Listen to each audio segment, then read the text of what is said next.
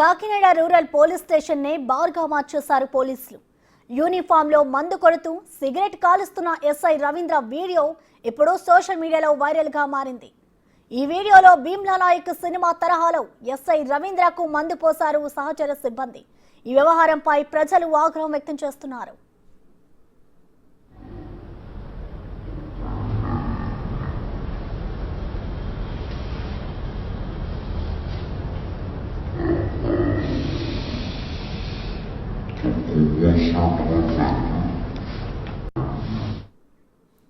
దీనిపై మరింత సమాచారం మా ప్రతినిధి రాజేష్ అందిస్తారు. రాజేష్, చెప్పండి, ఎస్ఐ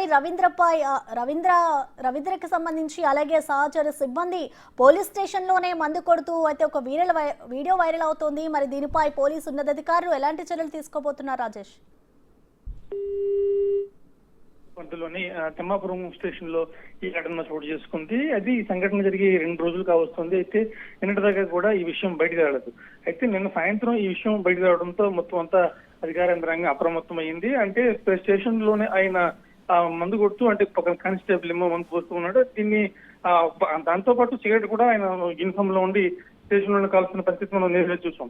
ఈ నేపథ్యంలో బయటకు రావడంతో మొత్తం కాకినాడ పరిధిలోని, జిల్లా పరిధిలోని అన్ని పోలీస్ స్టేషన్లకు కూడా, అన్ని చోట్ల కూడా సోషల్ మీడియాలో బాగా హల్చల్ చేయడంతో వెంటనే ఈ విషయం ఉన్నతగా దృష్టికి. అయితే ప్రస్తుతానికి సంబంధించి ఈ ఘటనకు సంబంధించి విచారణ జరిపిస్తున్నాం. విచారణలో కనుక ఒకవేళ ఎస్ఐ జగదీష్ కనుక తెలిస్తే కనుక తగిన చర్యలు తీసుకుంటాం. ఖచ్చితంగా శాఖాపరమైన చర్యలు కావచ్చు, విధి నిర్వహణలో ఉంటూ ఖచ్చితంగా ఆయన చేసినది మాత్రం అందులోనూ దేవాలయం లాంటి స్టేషన్ లో కూర్చొని మందు కొట్టడం పట్ల అంత స్థానిక ప్రజానికి అంత ఆగ్రహం వ్యక్తం చేస్తున్నారు.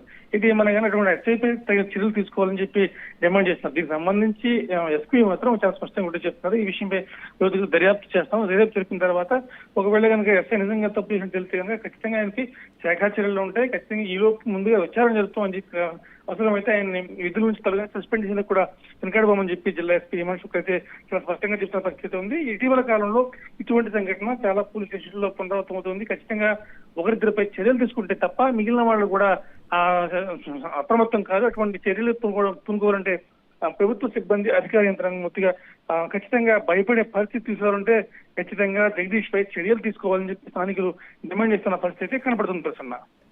Right, thank you Rajesh.